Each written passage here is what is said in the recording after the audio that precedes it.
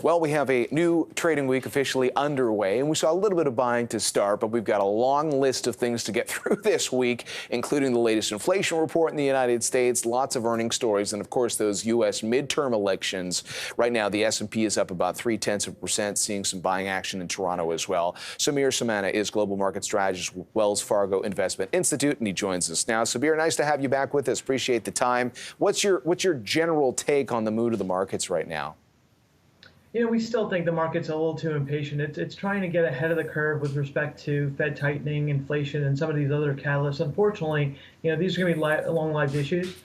You're already seeing energy prices kind of tail back up. You could also see, you know, China maybe make some moves towards reopening as we get into the new year. That would put just further upward pressure on those energy prices. All of that would eventually feed back into inflation expectations, and it's going to make the Fed's job a lot harder. So from that standpoint, there's just not a lot of catalysts, and they probably don't emerge until the second half of 2023. So what does that mean in terms of S&P 500 performance through the rest of this year, in your opinion? You know, we think at best is probably choppy and range bound. At worst, you know, it could be that, you know, all the tightening in the system does lead to, you know, some lower levels. It would not surprise us to see new lows. New lows. And then in terms of the parts of the market, sectors, I suppose, that would be more at risk if there was downside, how are you thinking about portfolio construction right now? Sure. So we think consumer discretionary and real estate are probably two of the most vulnerable sectors. We think the consumer will be very stressed in the year ahead. They're not only going to see their labor market prospects kind of weaken, but they're also going to see much higher interest rates, along with higher energy costs, higher staples and food costs. So for all those different reasons, we would be fading discretionary. For real estate, you know, when you think about in-store retail, when you think about return to office, all those trends really don't favor real estate right now, not to mention those higher rates and those falling, you know, property values. I think it's also worth noting we would continue to fade developed markets. We're most unfavorable there. We would also continue to fade emerging markets. We don't quite believe the China resurgence story, and we would also continue to play U.S. large and mid caps over smaller cap companies.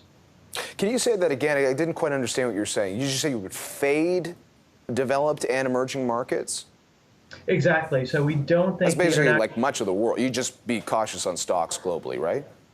Well, except for the U.S. The U.S. is probably the lone bright spot, and okay. That has a lot to do with a higher quality bent, a much more technology-oriented bent, which also kind of favors a little bit of the enterprise over the average retail customer. So for all those different reasons, we do think the U.S. is the lone bright spot in a otherwise fraught world. I do see, although energy is on your list of areas that you're continuing to keep tabs on, which is a big part of the Canadian market as well. What is it about sectors like IT, healthcare, and energy that appeal to you? So again, I go back to, you know, right now it's much more about participation. It's much more about capital preservation. If there are, in fact, lower lows ahead, what you really want to do is try and play defense. And we like energy because there's some, you know, near-term cyclical tailwinds. With respect to, you know, just lower production on the part of a lot of producers, both in the U.S. and abroad. So we think energy prices could remain higher than would be otherwise, you know, anticipated. I think geopolitics also plays into that with what's going on with the war in Russia and Ukraine. So I think from that standpoint, you know, energy does pretty well. Healthcare, that would be a more traditional defensive. We're seeing a lot of strength on the pharmaceutical side. We're seeing some pricing power. A lot of the, you know, kind of worst case legislation didn't come to pass. So we think healthcare has some organic drivers there. And then technology, I think, is more of a barbell. We like technology over communication services and consumer discretionary, which would be the two parts of kind of growth-oriented areas that would really struggle going forward. And now that we're entering a part of the year, which typically is the outperformance stretch here, you know, a lot of people talk about selling in May, go away. You've got the midterm elections. That's sort of wrapped into sort of this idea around the fact that, generally speaking, November into the spring, call it April, is historically a pretty good stretch for stocks. It's historically pretty good when you're entering the third year of a presidential cycle.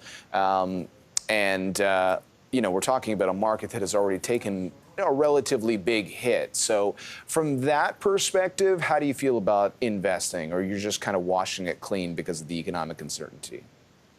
I mean, it's definitely something to pay attention to. You know, I'd feel a lot more bullish if we were still sitting at those recent lows around 3,500. The fact that the market has rebounded pretty nicely, I think, does show some anticipation on the part of investors. They continue to want to jump at these headlines regarding seasonality, regarding following midterms, regarding the Chinese reopening. So the tricky part is what I see in markets is that sentiment continues to be leaning towards the fear of missing out. And so until we kind of wash that part out, I think it is going to be tricky to get a meaningful bottom. Okay, and then just in terms of the biggest thing that you're going to be watching that determines your overall mood about whether or not you feel better about the outlook for stocks or think there's going to be more choppiness, what is that? I mean, we got the inflation obviously this Thursday, so clearly what's happening on the inflationary front could be one of those things, but I won't put words in your mouth. What are you thinking about?